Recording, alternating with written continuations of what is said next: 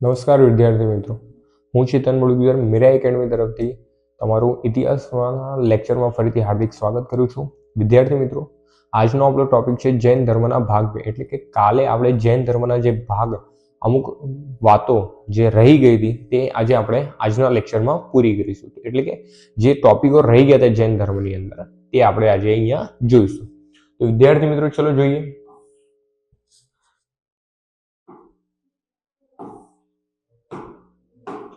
ચલો વિદ્યાર્થી મિત્રો, તો મેં તમને કાલે કીધું હતું કે જૈન ધર્મ વિશે જે માહિતી આપી હતી. હવે આગળ જઈએ જૈન ધર્મને આગળના લેક્ચર. તો કે મહાવીર સ્વામીએ જૈન ધર્મમાં 5મું મહાવ્રત બ્રહ્મચર્ય આપ્યું હતું. 5મું મહાવ્રત શું આપ્યું હતું? બ્રહ્મચર્ય આપ્યું હતું. આનાથી પહેલાના જે લેક્ચરમાં આપણે જોયું હતું તો કે પાર્શ્વનાથજીએ જૈન ધર્મના 4 મહાવ્રત આપ્યા હતા. તેમાંથી કયા કયા આપ્યા હતા પાર્શ્વનાથજીએ? સત્ય, અહિંસા, અસ્તેય અને અપરિગ્રહ, આ 4 આપ્યા હતા. તેમાં 5મું મહાવ્રત કોણે જોડ્યું હતું? તો કે મહાવીર સ્વામીએ જોડ્યું હતું. કોણે જોડ્યું હતું? 5મું મહાવીર સ્વામીએ જોડ્યું હતું. તો કે કયું હતું? બ્રહ્મચર્ય હતું. કયું હતું? બ્રહ્મચર્ય. એટલે કે આજીવન બ્રહ્મચર્યનું શું કરવું? પાલન કરવું જોઈએ. આગળ જઈએ વિદ્યાર્થી મિત્રો. 30 વર્ષની ઉંમરે, કેટલા વર્ષની ઉંમરે? 30 વર્ષની ઉંમરે મહાવીર સ્વામીએ તેમના મોટા ભાઈ નંદીવર્ધનની આજ્ઞા લઈને ગૃહત્યાગ કર્યો હતો. વિદ્યાર્થી મિત્રો, જ્યારે મહાવીર સ્વામીએ ગૃહત્યાગ કર્યો હતો, કરતા હતા, ત્યારે કોની આજ્ઞા લીધી હતી? તેમના મોટા ભાઈ. કોણ હતા મોટા ભાઈ? નંદીવર્ધન. તો કે નંદીવર્ધનની શું લીધી હતી? આજ્ઞા લીધી હતી. અને કયા વર્ષની ઉંમરે ગૃહત્યાગ કર્યો હતો? કે 30 વર્ષની ઉંમરે. આગળ જઈએ. મહાવીર સ્વામીએ 12 વર્ષ સુધી ઋજુપાલિકા નદીને કિનારે સાલના વૃક્ષની નીચે તપસ્યા કરી હતી. શું યાદ રાખવાનું વિદ્યાર્થી મિત્રો? તો કે મહાવીર સ્વામી કેટલા વર્ષ સુધી તપસ્યા કરી હતી? 12 વર્ષ સુધી. કેટલા વર્ષ સુધી? 12 વર્ષ સુધી. પછી પૂછવામાં આવે કઈ નદીને કિનારે? ઋજુપાલિકા નદીને કિનારે. અને કયું વૃક્ષ હતું? સાલનું વૃક્ષ હતું. આ ઉપરાંત આગળ જઈએ તો કે 42 વર્ષની ઉંમરે તેમને ઉંમરે કૈવલ્ય જ્ઞાન પ્રાપ્ત થયું હતું. તો કે કેટલા વર્ષની ઉંમરે તેમને જ્ઞાન પ્રાપ્ત થયું હતું? તો કે 42 વર્ષની ઉંમરે. મહાવીર સ્વામીના શિષ્યોને ગણોધર કહેવાય છે. એટલે કે મહાવીર સ્વામીના શિષ્યોને શું કહેવામાં આવે છે? ગણોધર કહેવામાં આવે છે. તેમની કુલ સંખ્યા કેટલી છે? 11 છે. એટલે કે ગણોધરોની સંખ્યા પૂછવામાં આવે તો કેટલી છે? 11 છે. મહાવીર સ્વામીએ પોતાના ઉપદેશો અર્ધ માધ્યમી એટલે કે પ્રાકૃત ભાષામાં આપ્યા હતા. અહીંયાથી પણ એમસીક્યુ બની શકે વિદ્યાર્થી મિત્રો તમારી એક્ઝામમાં. તો કે મહાવીર સ્વામીએ પોતાના ઉપદેશો કઈ ભાષામાં આપ્યા હતા? તો કે અર્ધ માધ્યમી અથવા તો પ્રાકૃત ભાષામાં આપ્યા હતા.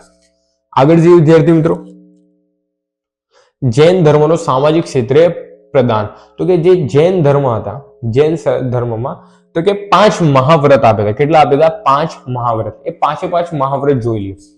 એમાંથી આ જે પહેલા 4 છે તે કોણે આપ્યા હતા? પાર્શ્વનાથે આપ્યા હતા. 23મા નંબરના તીર્થકર હતા. તીર્થકર પાર્શ્વનાથ. કોના દ્વારા આપવામાં આવેલ છે? પાર્શ્વનાથ દ્વારા. અને આ જે છેલ્લું છે તે કોના નંબર? 24મા તીર્થકર. કોના દ્વારા? 24મા તીર્થકર. અને 24મા તીર્થકર કોણ હતા? મહાવીર સ્વામી દ્વારા. કોના દ્વારા? મહાવીર સ્વામી દ્વારા આપેલ છે. તો કે સર જોઈ લઈએ. સત્ય પહેલું કયું છે? સત્ય છે. બીજું અસ્તેય, ત્રીજું અહિંસા, ચોથું અપરિગ્રહ અને 5મું બ્રહ્મચર્ય છે. કયું છે? બ્રહ્મચર્ય. આ 5 મહાવ્રત કયા ધર્મને લગતા છે? જૈન ધર્મને છે. કયા છે? જૈન ધર્મને.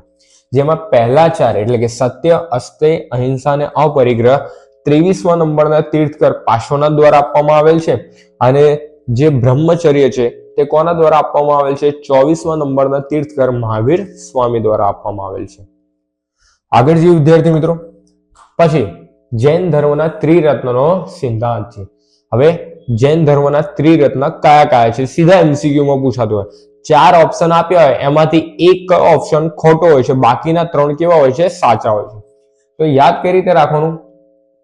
તો કે સમ્યક ચરિત્ર, સમ્યક જ્ઞાન, સમ્યક દર્શન. જો યાદ કઈ રીતે રાખવાનું? સમ્યક તો આવશે જ. જ્ઞાન, ચરિત્ર અને દર્શન. જ્ઞાન, ચરિત્ર અને દર્શન. જૈન ધર્મના ત્રિરત્ન પૂછવામાં આવે તો શું યાદ રાખવાનું? જ્ઞાન, ચરિત્ર અને દર્શન, જ્ઞાન, ચરિત્ર અને દર્શન. યાદ રાખનારે વિદ્યાર્થી મિત્રો, આમાંથી સીધા MCQ તમારા એક્ઝામમાં પૂછાતા હોય કે જૈન ધર્મના નીચે આપેલા MCQ ની અંદર કયા જવાબ ખોટો છે, જેમાં તમને લખેલું હોય કે નીચેમાંથી કયા ત્રિરત્ન નથી, જૈન ધર્મના ત્રિરત્ન નથી, તો કયા હશે? જ્ઞાન હશે, ચરિત્ર હશે અને દર્શન હશે. ઓકે વિદ્યાર્થી મિત્રો, આગળ જોઈએ. હવે જોઈએ જૈન ધર્મની સભાઓ. તો કે જૈન ધર્મ એટલે કે મહાવીર સ્વામીના મૃત્યુ પછી 2 સભાઓ યોજાઈ હતી. તે બંને સભાઓ મહત્વની છે. ચલો જોઈએ. તો કે પહેલી સભા સર ક્યારે યોજાઈ હતી? તો કે પહેલી સભા ઈસવીસન પૂર્વે 300 માં યોજાઈ હતી. ક્યાં યોજાઈ હતી? ઈસવીસન પૂર્વે 300 માં. તો કે સ્થળ કયું હતું? કઈ જગ્યાએ હતી? તો કે પાટલીપુત્રમાં. ક્યાં રોકાઈ હતી? ક્યાં થઈ હતી? પાટલીપુત્રમાં. તે સમયે ત્યાંનો શાસક એટલે કે રાજા કોણ હતા? તો કે ચંદ્રગુપ્ત મૌર્ય હતા. કોણ હતા? ચંદ્રગુપ્ત મૌર્ય હતા. પછી જે સભા થઈ હતી ત્યારે તેના અધ્યક્ષ તો હશે કે નહીં હશે? તો કે અધ્યક્ષ કોણ હતા? સ્થૂળભદ્ર હતા. કોણ હતા? સ્થૂળભદ્ર હતા. એની વિશેષતા શું છે સર? તો કે સભા થઈ હતી તો એની વિશેષતા કેમ છે? તો કે જૈન ધર્મનું શ્વેતાંબર અને દિગંબર પંચમાં વિભાજન થયું હતું. ટૂંકમાં યાદ રાખો વિદ્યાર્થી મિત્રો, એટલે કે જૈન ધર્મની 2 શાખાઓ જે શ્વેતાંબર અને દિગંબર તમને જાણો છો, તે ક્યારે બની હતી? તો કે તે ઈસવીસન પૂર્વે 300 માં બની હતી. ક્યારે? જ્યારે સ્થૂળભદ્ર અધ્યક્ષ હતા. જે સભા યોજાઈ હતી તેમાં બની હતી. શું યાદ રાખવાનું? જૈન ધર્મના 2 ભાગ થયા હતા. એક તો શ્વેતાંબર અને બીજા કયા હતા? દિગંબર તરીકે 2 ભાગ પાડ્યા હતા. આગળ જે વિદ્યાર્થી મિત્રો, પછી ઈસવીસન 512 માં થઈ હતી. ક્યાં થઈ હતી? વલભીમાં થઈ હતી. ક્યાં થઈ હતી? વલભીમાં. તો કે સર તે સમયે ત્યાંનો શાસક કોણ હતો? તો કે ધ્રુવસેન પ્રથમ હતો. કોણ હતો? ધ્રુવસેન પ્રથમ. સર જે સભા થઈ હતી તેના અધ્યક્ષ કોણ હતા? તો કે દેવર્ષિ સમાશ્રમણ હતા. કોણ હતા? દેવર્ષિ સમાશ્રમણ હતા. આગળ જઈએ તો કે તેની વિશેષતા શું છે? તો કે આ ધર્મ પરિષદોમાં 12 અંગો કરાવી આગમોની રચના કરી હતી. શું ટૂંકમાં યાદ રાખો તો કોની રચના કરવામાં આવી હતી? આગમોની રચના કરવામાં આવી હતી. પહેલી સભાની વિશેષતામાં શું યાદ રાખવાની? તો કે જે પહેલી સભા હતી ત્યારે જૈન ધર્મના 2 ભાગ પડ્યા હતા. એક શ્વેતાંબર અને બીજું દિગંબર. અને બીજી સભાની વિશેષતામાં શું યાદ રાખવાનું? તો કે આગમોની રચના થઈ હતી. 12 આગમોની રચના થઈ હતી. જય વિદ્યાર્થી મિત્રો, શું યાદ રાખો વિદ્યાર્થી મિત્રો? તો કે પ્રથમ સભા કયા વર્ષમાં? ઈસવીસન પૂર્વે 300 માં થઈ હતી. કઈ જગ્યાએ કયા સ્થળે થઈ હતી? તો કે પાટલીપુત્રમાં થઈ હતી. ત્યારે તેનો શાસક કોણ હતા? તો કે ચંદ્રગુપ્ત મૌર્ય હતા. પ્રથમ જે સભા યોજાઈ હતી તેના અધ્યક્ષ કોણ હતા? તો કે સ્થૂળભદ્ર હતા.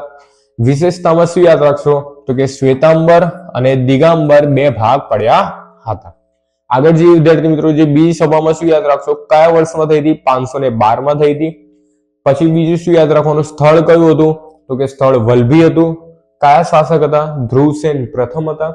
અધ્યક્ષ પૂછવામાં આવે તો દેવર્ષિ સમાશ્રમણ હતા. અને વિશેષતામાં શેને શું યાદ રાખવાનું? તો કે આગમોની રચના કરવામાં આવી હતી.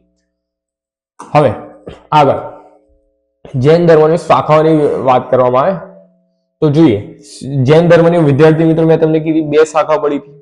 એક શ્વેતાંબર હતી અને બીજી કઈ હતી? દિગંબર હતી. શ્વેતાંબરની વાત કરવામાં આવે તો જોઈએ.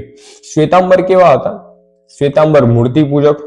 શ્વેતાંબરમાં મૂર્તિ વિરોધક એટલે કે મૂર્તિમાં માનતા નતા. સ્થાન કવસી અને દેવવાસી. કેવા હતા? દેવવાસી. જ્યારે દિગંબરની વાત કરવામાં આવે વિશ્વપંથી હતા. કેવા હતા તે? વિશ્વપંથી યા ટેરાપંથી. વિશ્વપંથી યા ટેરાપંથી. ઓકે વિદ્યાર્થી મિત્રો, તો આ સાથે જ વિદ્યાર્થી મિત્રો જૈન ધર્મનો ભાગ 2 કેવો થાય છે? પૂર્ણ થાય છે. હવે જ્યારે આપણે નેક્સ્ટ ફરીથી બીજા નવા લેક્ચરમાં મળીશું ત્યારે નવા એક ટોપિક સાથે મળીશું. ત્યાં સુધી અમારા વિડીયોને લાઈક કરો, અમારી ચેનલ મીરા એકેડમીને સબસ્ક્રાઇબ કરો. ત્યાં સુધી જય હિન્દ, જય ભારત.